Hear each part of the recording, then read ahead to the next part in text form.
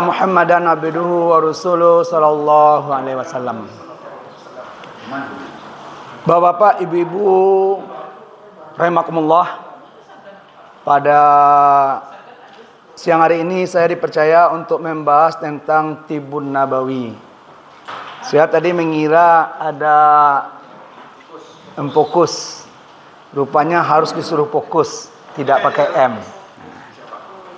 Jadi bagi kita perlu kita ketahui, Tibun Nabawi ini bagi umat Islam hari ini asing.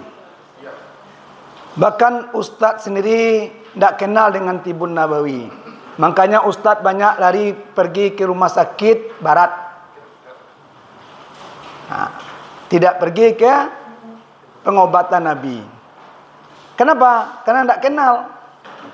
Kalau tidak kenal, tandanya referensi Ustadz kurang. Sebab kelemahan kita hari ini adalah umat Islam langka membahas tentang pengobatan. 30 malam Ramadan tambah Idul Fitri, Idul Adha, tidak pernah satu kali pun membahas masalah kesehatan. Semuanya masalah sabar, tawakal, ikhlas, bersedekah, ibadah. Tidak ada membahas masalah kesehatan. Sehingga kesehatan itu hilang di umat Islam. Padahal yang menemukan kesehatan secara tradisional dan modern itu umat Islam. Orang barat dulu kalau sakit dikumpulkan dalam sebuah tempat, anak mati-mati, pengobatannya tidak jali. Pengobatan sama dengan sakit umum sekarang. Saya mengalami, Pak. Istri saya sakit kena uni dokter, nyoba sekarang membawa ke rumah sakit, kecil mertua dibawa ke rumah sakit. Sampai di rumah sakit ditanya ke dokter, Pak, ini sakit istri saya kan liver. Obatnya apa, Pak? Dan mengurangi sakitnya apa? Oh, kalau obatnya enggak ada, Pak. Ini kita coba, ini semua obat. Jadi pasien jadi uji coba seluruh obat. Iya. Nah, akhirnya saya bekam. Di rumah sakit itu saya bekam ada kekurangannya. Dari sakit itu sakitnya kurang, kemudian sudah cerah, tapi balik setiap kematian itu tidak ada berhubungan dengan sakit. Jadi alhamdulillah beliau meninggal dalam keadaan sakit. Dan saya harapkan sakit itu cuma dua, menghapuskan dosa dan diangkat derajat oleh Allah. Amin ya rabbal alamin. Jadi dari itu dapat maka penting sekali saya lihat kita membahas tentang Tibun Nabawi ini. Penting sekali. Kenapa? Karena agar kita tahu sebagai muslim bagaimana menghadapi penyakit itu sebenarnya. Ini tidak terbahas sampai hari ini. Kalau sakit, langsung diburu ke rumah sakit. Ada pula orang sakit tetap dengan pola Nabi, diruqyah malah menjadi sesak napasnya. Kenapa?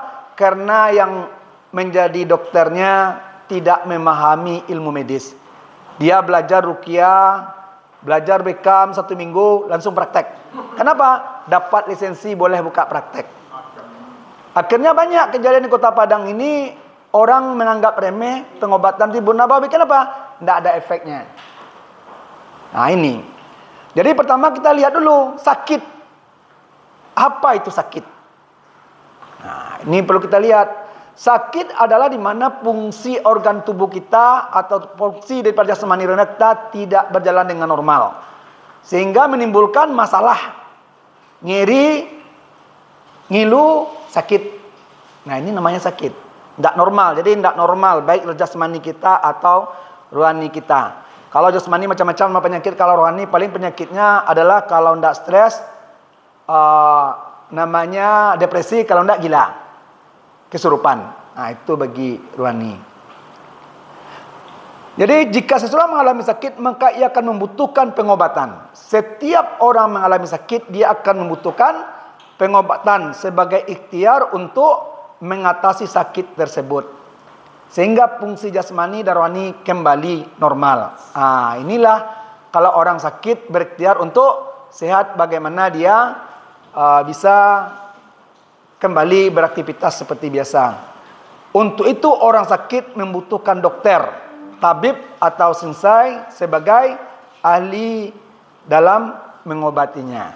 Nah, ini kita lihat. Jadi orang sakit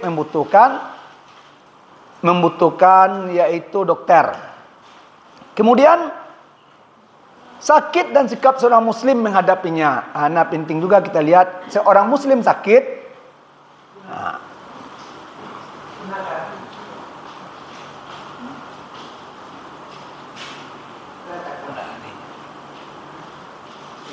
maka dia harus berikhtiar untuk berobat. Maaf Pak, kacamata nanti bawah ini tidak cocok loh. Itu kacamata itu kalau tidak ciek. Hah?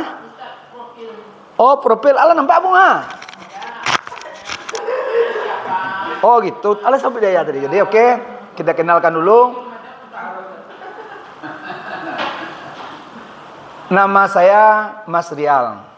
Nah, tapi di kawan-kawan dakwah di kalangan kontak naik Indonesia saya dikenal dengan nama Asri Jihadi. Jadi kalau Mas Rial di Sumatera Barat, kalau saya ke Batam, ke Kalimantan dulu, ke Jawa, itu orang mengenalnya Asri. Nah, itu istilahnya nama hijrah. Karena Mas Rial itu tidak dikenal dalam kamus bahasa Arab, bahasa Inggris, bahasa Minang. Maka ketika itu saya memakai nama hijrah namanya Asri Jihadi. Asri Jihadi. Nah. Oh, membantu orang sakit baru Bu, sejak 88. Ya. Baru. Kemudian saya sudah punya istri dan ditinggal istri bersama anak 4. Jadi sudah punya istri, ditinggal istri bersama anak 4. Dan sekarang masih kami berlima, belum bertambah. Kemudian pendidikan S1 di Tarbiyah, asli Padang, istri orang Lan Panjang. Dan aktivitas saya bergerak pada sebagai seorang konselor konsultasi Sekalismas, Sek Keluarga Islami, Sakinah, Mawadah, Amanah, Waramah, dan Tarbawiyah. Jadi keluarga itu hari ini tidak Islami karena tidak smart. Ujungnya tidak jalan. Tarbawiyah atau tarbiyah itu dalam keluarga tidak ada. Tidak pernah orang tua mengajar anaknya sholat, baca Al-Quran, mengajar anaknya berzikir, mengajar anaknya keagamaan, tidak ada. Dan tidak memenuhi kebutuhan anaknya. Tidak ada kitab Al-Quran dan tafsirnya, tidak ada kitab hadis di rumahnya. Yang ada PMP-nya, buku PPKN-nya, segala macamnya ada lengkap, baju segala macamnya lengkap. Tapi untuk bidan ada. Ini profesi saya adalah konsultan Sekalismar, Sek Keluarga Islami. Banyak pasang-pasangan yang bacakak gara-gara ranjang. Nah, ini termasuk wilayah konsultasi saya dan itu sudah banyak. Tapi rata-rata yang datang itu adalah keluarga baru dan keluarga lama sedikit sekali. Seperti kemarin ada yang datang, mereka berantem gara-gara itu. Tapi itu nanti tidak perlu kita bahas. Nah, karena sudah ibu-ibu, nah, kan lebih pengalaman. Lebih pengalaman gitu. Jadi itu profesi saya adalah sebagai itu dan juga sebagai raki perukiah. Tapi sekarang saya sudah tidak begitu bentul di rukiah ini karena sering hanya mendapatkan pasien bekas. Jadi rukiah itu saya hanya mendapatkan pasien bekas. Sudah rukiah sini, dukun sini, nanti ujungnya datang tempat saya. Ujung-ujungnya dia nggak diganggu jin. Ujung-ujungnya dia itu stres. Seperti kemarin saya datang ke Tabing juga stres. Kemudian ada pasien lagi datang itu dari Solo, udah di rukiah, udah ke dukun, udah ke dokter. Akhirnya ujung-ujungnya juga tidak stres, pura-pura kesurupan. Jadi yang saya hadapi itu banyak bekas-bekas saja. Seperti itu. Jadi itu profesi rukiah juga ahli jamaah yang kita kenal Bekam. Tapi saya tidak berada dalam jamaah ABI, Asosiasi Bekam Indonesia. Saya berada dalam International Oksidan Terapi Society, yaitu di bawah ODT, yaitu almarhum Ustadz Azib Susianto. Dapat bukunya dilihat di toko-toko, judulnya ODT, Oksidan Terapi. ODT. Kenapa? Kalau ODT beda dengan ABI. ABI lebih umum kepada pengobatan jarum di kop, di jarum. Kalau ODT tidak boleh memakai jarum. Semua harus memakai pisau.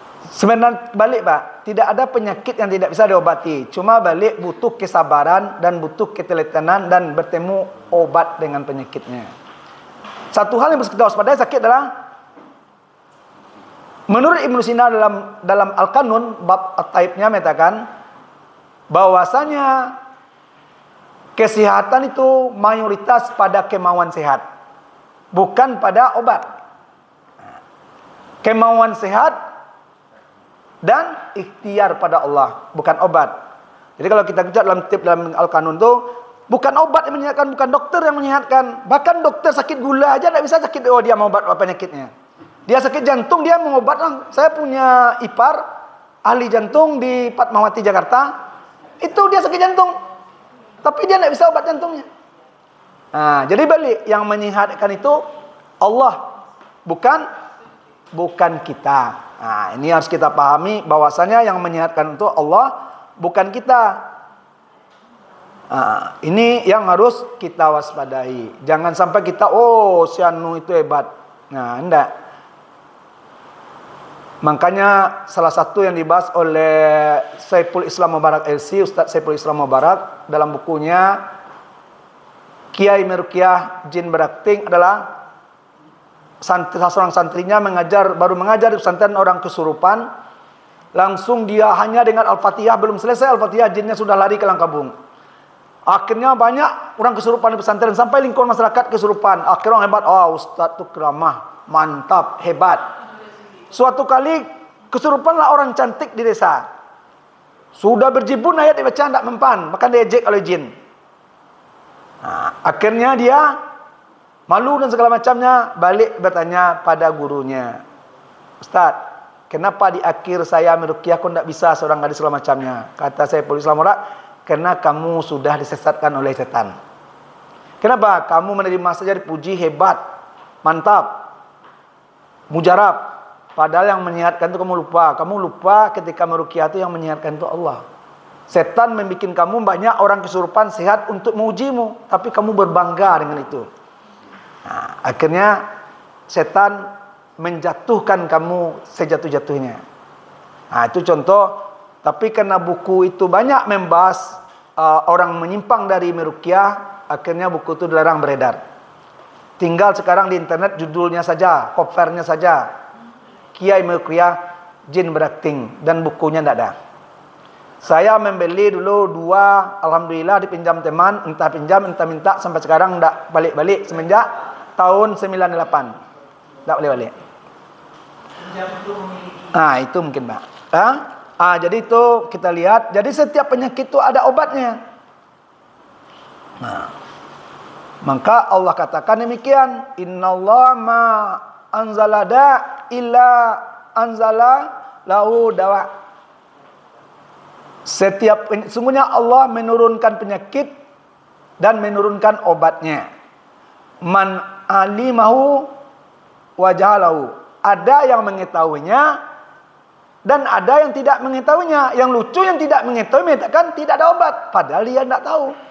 Sampai sekarang mayoritas tidak mengakui dengan ijamah dan ruqyah bisa menyehatkan orang HIV.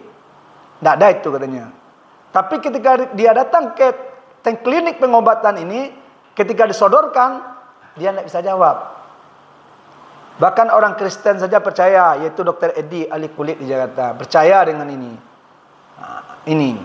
Jadi ini perlu kita ketahui kembali bahwasanya kesehatan itu Allah turunkan sakit, Allah turunkan obat. Cuma tidak setiap obat diketahui oleh orang. Nah, tidak setiap obat diketahui oleh orang. Ada yang tahu dan ada yang tidak tahu. Tapi hati-hati dengan orang yang tidak tahu. Nah, ini penting kita lihat sebagai orang, sebagai umat Islam. Sekarang kita lihat memahami penyakit dokter dan dengan keimanan.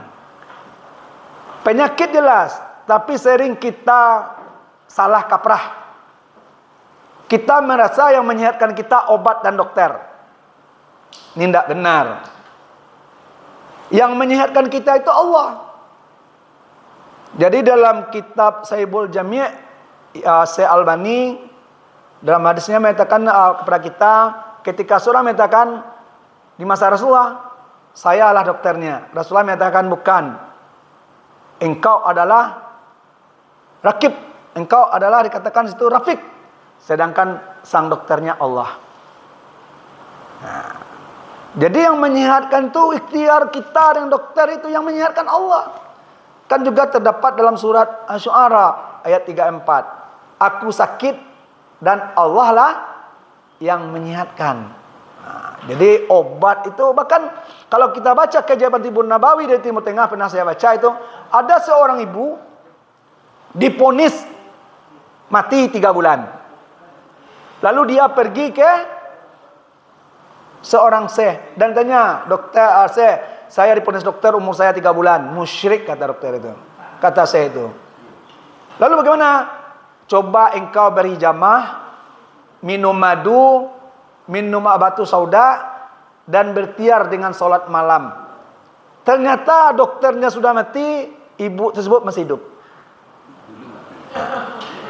Itu menunjukkan bahwasanya kematian tidak ada hubungannya dengan ponis dokter. Dokter tidak bisa memponis orang mati atau hidup. Nah, ini penting kita pahami sekali Bapak Ibu dalam pengobatan. Kadang-kadang kita percaya saja pada dokter, akhirnya ikhtiar kurang. Nah, maka ini penting kita dudukkan. Kemudian yang penting ingat, ini peringatan guru dulu Ustadz di Jakarta itu, dia udah meninggal Ustadz itu, tapi bukan karena sakit. Ustadz Azib Susianto itu diponis dokter gagal ginjal, lalu disuruh cuci darah atau ganti ginjal.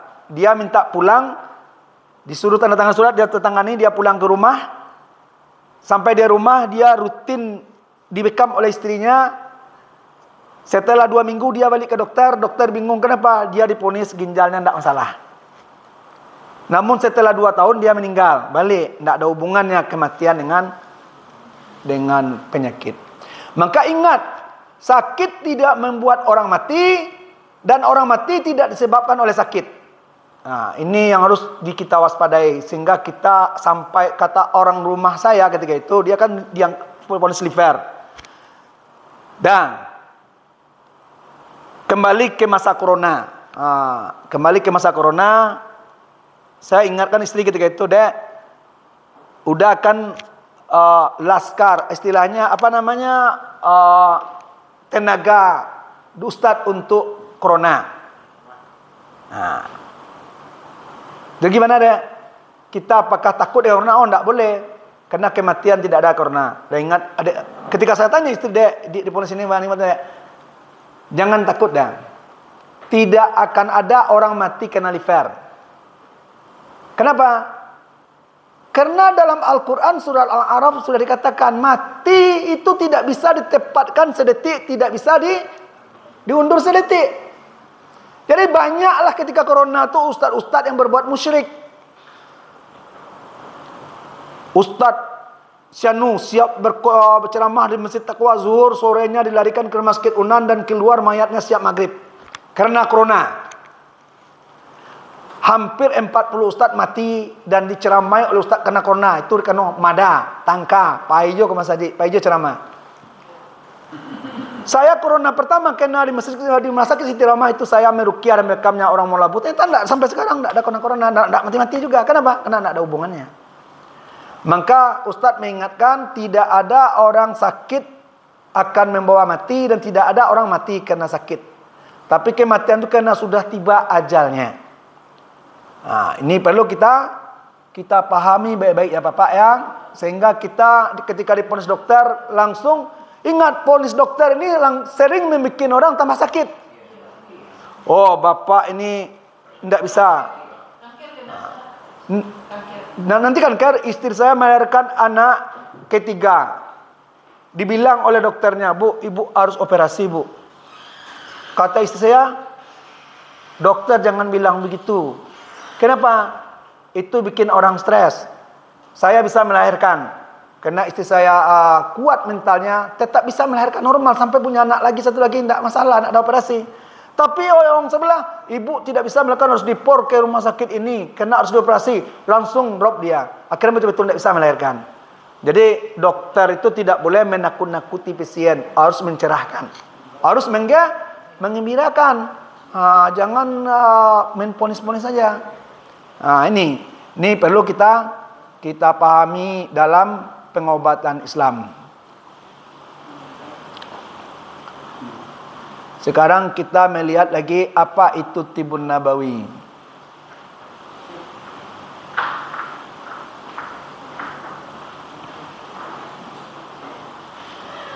Kok jadi hilang? Hapus.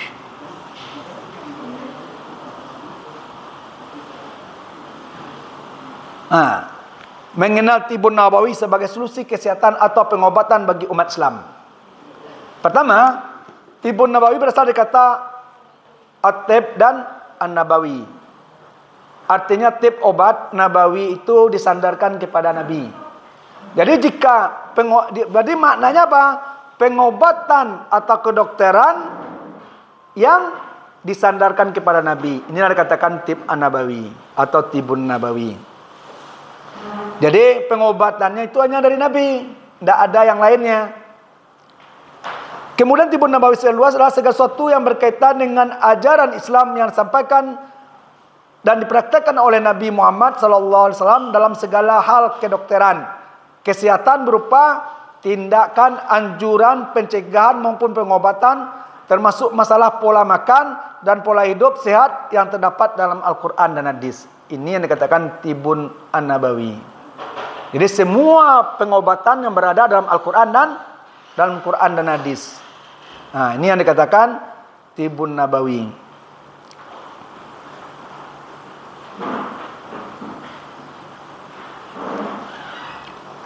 Kemudian Tibun Nabawi itu dalam pengobatan Tibun Nabawi ada 3 macam, Pak, Bu.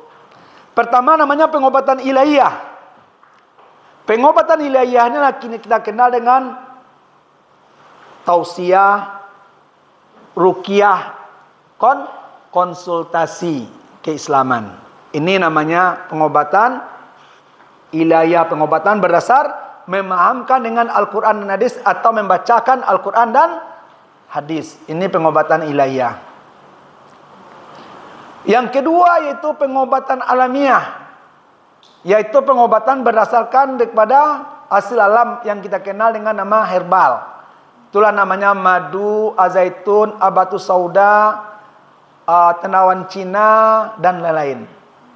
Termasuk dalamnya al-hijamah, bekam. Ini termasuk dalam wilayah pengobatan alamiah. Yang ketiga namanya pengobatan kombinasi ilahiyah dan alamiah. Yaitu bagaimana ada nanti bapak-bapak, ibu-ibu lihat orang menjual madu, madu sudah diruqyah. Zaitun, korma sudah diruqyah.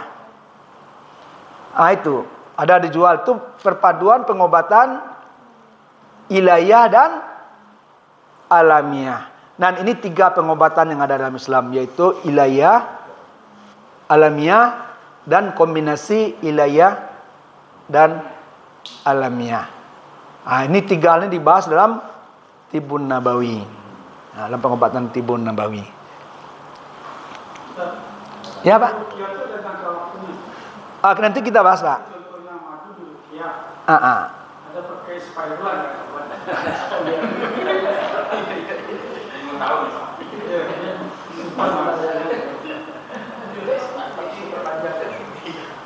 Jadi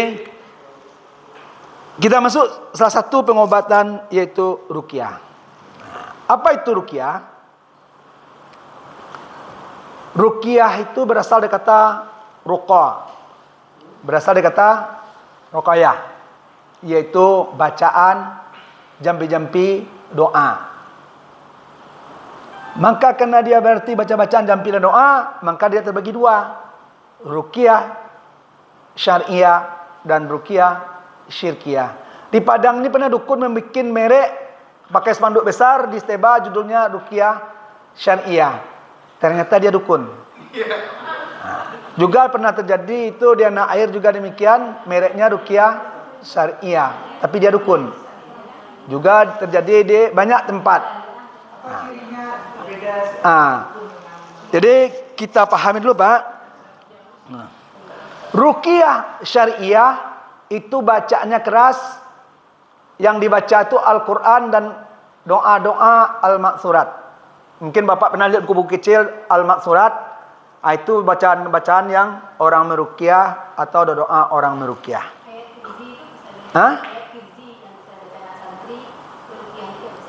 Pokoknya asal Al-Quran dan hadis dipakai, itu namanya meruqyah, ruqyah syariah.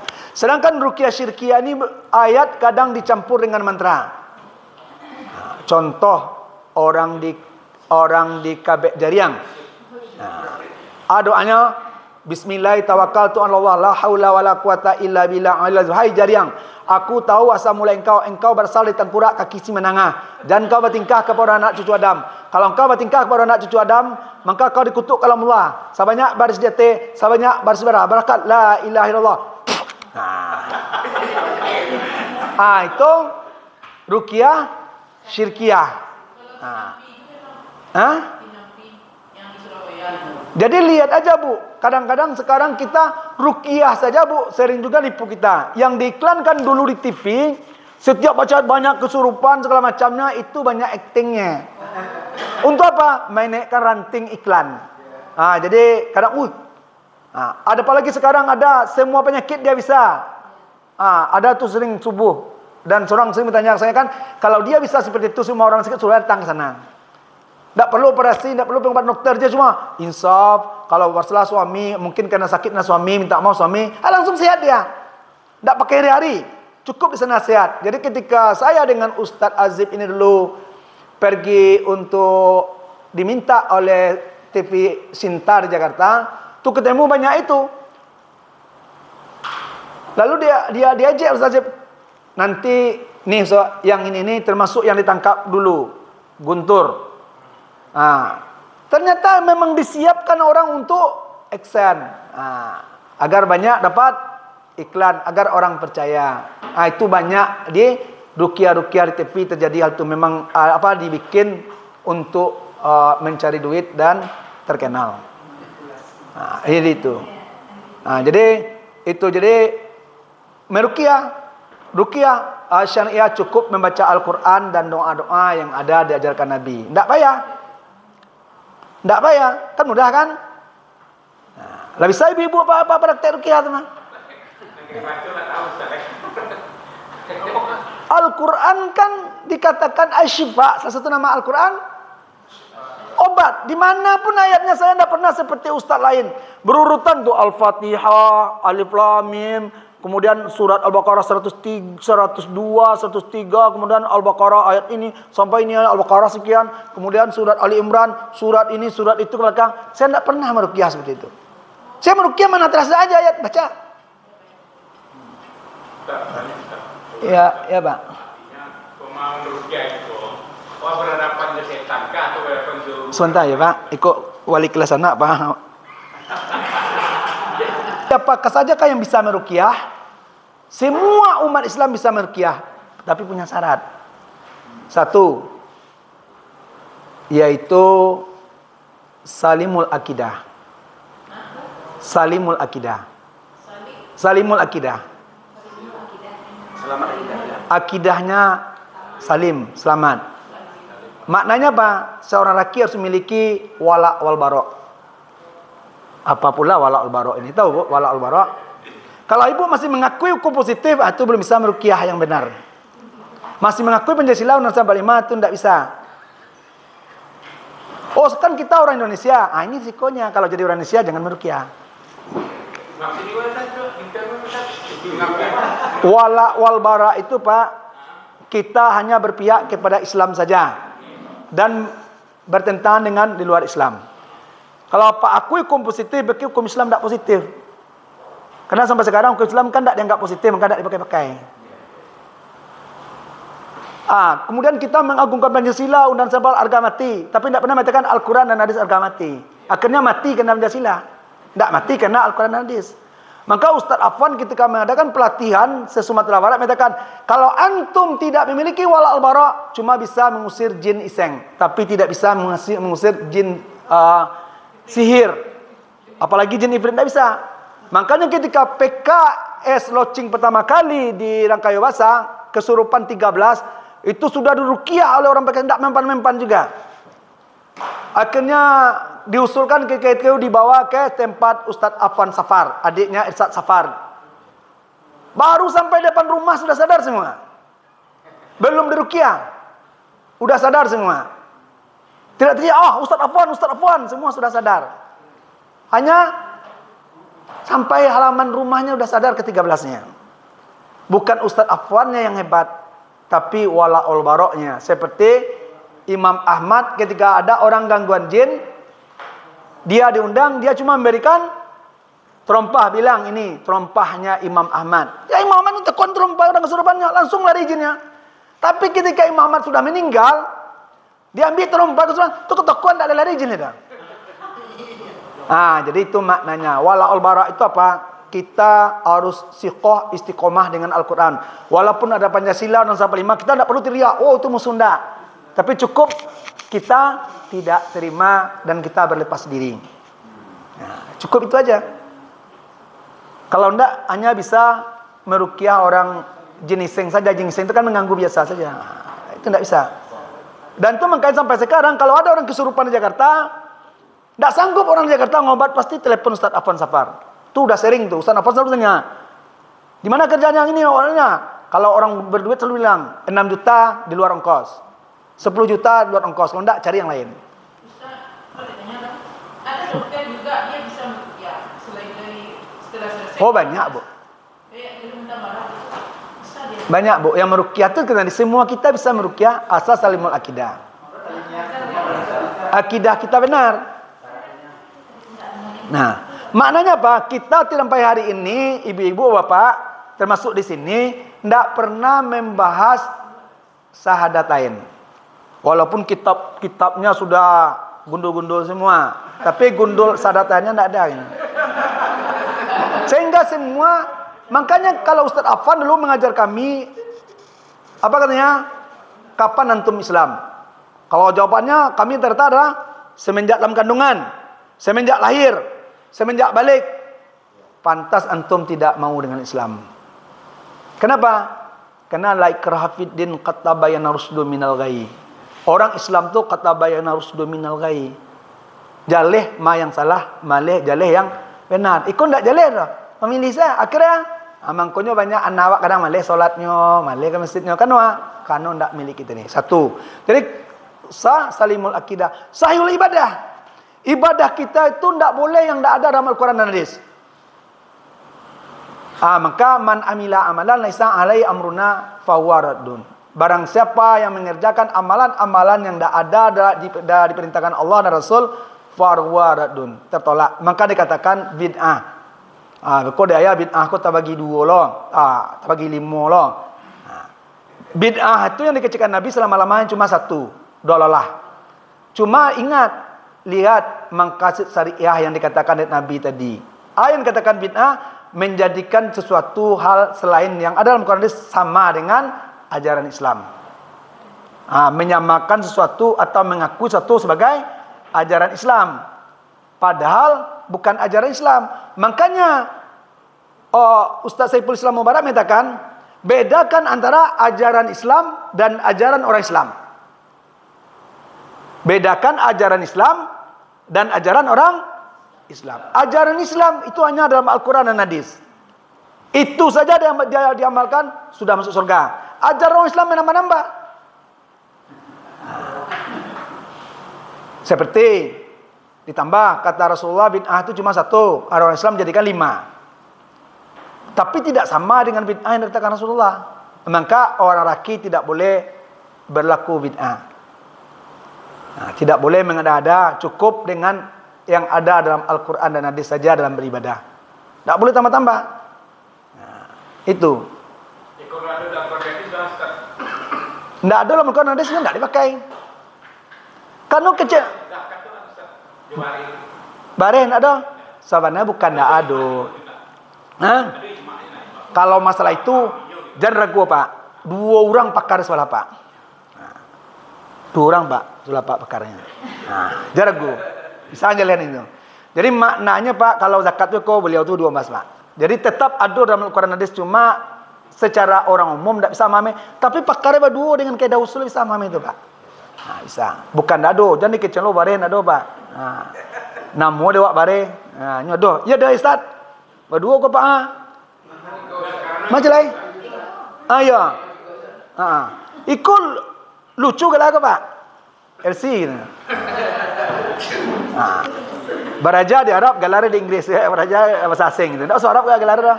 Bahasa asing masa. Itu lucu kan? Baraja dia orang Arab, dapat galah dia orang asing. Itu kau lucu gitu. LC. Ya, LC bukan bahasa Arab ini. Kemudian akhlakul karimah. Apa tuh akhlakul karimah? Bisa bergaul dengan baik dan tidak menakut-nakuti. Kebanyakan orang meruqyah, ada ibu tu tukang goreng di Jati, lalu ibu kok sakit, cok megau, kadang menuang nan meruqyah ustaz kondang-kondang seketika itu, karena tidak selesai, dia berilah ibu kau bertanya, nyoba aku ustaz, ibu kau parah bu, jenis ifrit mau bu, jenis ifrit kau payah bu mesti ya, lama. Jadi sekali datang 100.000, Allah 10 kali datang ustaz yang datang kada ganti situ lah 1 juta, dan ibu kau lah jelek karajo tukang gale goreng, tambah sakit ibu Pak. Akhirnya datanglah ibu kau ke seorang ustaz, nyatanya ustaz, sabana sakit ambu. Allah batigo ustaz meruqyah lah 1 juta lebih, habis biti sadonyo sepakat mengecean ambu bak parik jinnya yang datang. Akhirnya diruqyah ustaz kau ndak doa sila, lalu mulai menggali masalah. Rupanya ibu kau ndak kena ganggu jin. Ibu kau ngale goreng anak dapat kuliah di UNP, kontrak rumah habis, kontrak uang kuliah anak ndak ada. Goreng hari hujan selo, asinggo lah pusing, asinggo stres, depresi. Depresi lah manuang. Dikecian jin ifrit. Itu namanya tidak memiliki akal akalan. Kalau tidak mampu kecian saya, ayo tidak tahu lah rubu. Ya sampai siku ilmu jadi kecil takut ya orang. Ala karena jin ifrit lah orang. Tambah stres ibu kayaknya. Lah sudahnya lah panjang lah segi kapalo, tambah lo jin ifrit celaya, tambah stres. Naninyo stres, keluarga stres lah. Nah akhirnya jadi kuliah. Itu contohnya akhlak tidak karimah. Akhlak karimah itu bergaruh dengan lingkungan bagus. Tidak ada awak membuat masalah, tidak ada awak makan riba. Nah, mungkin ibu tarik lagi di bank lain. Bako ditarik piti di bank. Ambo juga kawan sesama ustaz lu sesama menarik piti di bank sampai kami buka swalayan. Dan masing-masing dapat bagi hasil setiap bulan. Lebih gadang udah di bank. Piti aman. Saking aman tuh 2009 balik tabaka swalayan kau. Aman piti sedoyan. Ambon tak banyak, ada 30 juta aman saudara. Tapi Ambon lama limo saja tahun 97. Ala lebih 30 juta, ala lebih 100 juta mau dapat. Mangko orang lu menganggap apa? Ustaz ku ala karajo ceramah tak namuah. Apa ya bakuli tak namuah. Tapi nya makan kan mau tetap menerima 30 juta tu 3 juta sampai 4 juta tiap bulan. Cari tambahan ketek-ketek selain jual zaitun, madu, meruqyah. Kini termasuk lebih kareh lah kan habis tabaka 2009 balik. Jadi bapak meruqyah itu kita semua bisa. Tapi tadi akhlak lurusnya akidah, sahihnya ibadah, akhlakul karimah, kemudian fashah dalam meruqyah. Iya, Pak. Apakah yang punya meruqyah itu harus ilmu tinggi? Maksudnya kan gini lah mental orang meruqyah gitu Ustaz. Bapak? Mental jadinya gini malah kita orang meruqyah itu ternyata gitu. Oh, enggak ada, Bu. Jadi jin tidak pernah melekek ke orang ruqyah kecuali orang ruqyah mau melekek ke jin. Ya. Kita lanjut, Bu. Jadi kenapa itu? Karena nanti ibu-ibu apa-apa ketika meruqyah akan bertanding dengan jin. Jadi dulu klinik ruqyah di Padangku cuma 2. 2 pertama kali gaib, 1 ruqyah center ruqyah syariah, 1 di Lapai. Dan banyak orang salah datang. Nyon dak presien kami do apa-apanya berang-berang. Jadi dua nyon rukyah padang gaib cek di D5, kemudian rukyah syariah cek di lapai di samping rumah makan 7 Kota Telago. Dan banyak presien yang salah ketampe kami lalu kuluko lalu lecet-lecet segala macamnya. Ada yang buku SJS itu rukyah itu apa? Itu baru tuh Pak. Yang pertama kali badan 2 kini lah banyak Pak. Lah banyak. Indak pandai ya Pak lah jadi rukyah lo gini ya. Nah, banyak cari bitihnya. Jadi dengan meruqyah itu tadi, dengan akhlak itu tadi, maka bacaan itu kan jin itu. Mana rencak baca nang kodo den lain. Anyu baca lo ayat jin kok. Dan awak baca kok lebat lo bunyinya pada awak lain. Dan awak iramanya irama kampung na jin ko nyebay irama Abu Samah, nyebay irama irama Sudes, Asurem. Karena mental wak deh. Mangko iman yang kokoh, fikah. Jadi ketika dia ejek jin tak takut dah. Lah karena mental wak tu jangan ruqyah apa istilah lain. Kejadian kesurupan salah seorang kasir di Ramayana. Ustaz kau siap khutbah Jumat, siap khutbah Jumat langsung kesurupan. Imbau ustaz kau tak bisa modoh, dek malu apa bisa-bisa nyo baca. Akhirnya kita jin apa nang baca go. Nan seben-seben ang cali je karena mental langsung. Baca le jam langsung. Oh maaf ya mau janji Pak tak bisa dah. Jadi kalau tidak bisa, tidak berilmu, jangan wak mal praktek pada lebih malu. Termasuk salah seorang dosen Yen di Ampang. Kesurupan anak SMA, kan dia lancak Pak. Tak berjilbab, nyuruh kia orang tak berjilbab ke borok tak itu. Maka tengah latihan tang kengkek sedang nyon cali lah. Wah ang ayat ang baca, matuang ka matu. Ala karena mental langsung. Jadi itu termasuk maka berhubungan dengan akhlakul.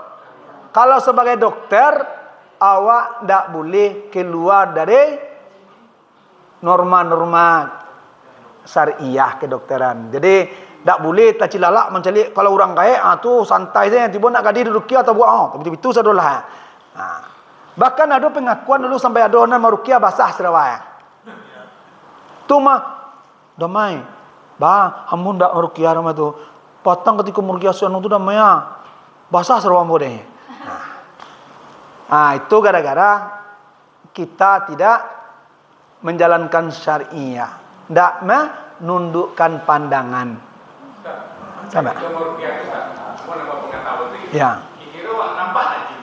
Jin kalau nampak berarti apa? Bisa nampak surga. Ya. Ya. Betul tu mau kecen tadi. Jadi Ustaz Saiful Islam Mubarak ketika tanya gitu, Ustaz, ada sianu nampak jin lagi ke kau? Benar kecen tadi. Pai ke nyong. Lalu tanyakan. Beta kantik pesawat kemudian tanya awak nak kantik apa? Nak kan ada komunikasi tu. Komunikasi kita tidak bisa lihat jin. Karena jin itu kembali ke kata-katanya. Makhluk kalau udah kelihatan gaib pernah. Tadi ambo nak disiko dulu. Itu nama gaib. Kalau ambo nampak ibu disiko tadi, antu berarti itu mah. Berarti komunikasi orang batin. Komunikasi bukan batin, Pak muli memulinya. Tu nyu ndak suaranya loh. Suara orang tu yang di lisan orang sakit tu yang dipakainya. Oh gitu. Jadi kalau jin tu ndak kena suara ke Pak dah. Tapi lisan orang sakit. Kayak orang kemasukan lah. Tu Suara nanti garok. Cuma suara agak dirubah setiap hari sama lo jape. Takut ketahuan suara duit kadang suara duit alus suara. Semuanya jape. Media ni pakai orang dia. Ada gitu yang masuk gitu anak. Kata mas saya dia punya bisa katanya melihat tidak banyak pak olehnya undro, kilana, apa bocor. Apa itu benar? Bu, saya juga bisa nampak yang tak dilihat orang. Ingin bukti. Ibu ingin bukti. Tadi saya melihat anak saya masak mie tak kelihatan oleh ibu.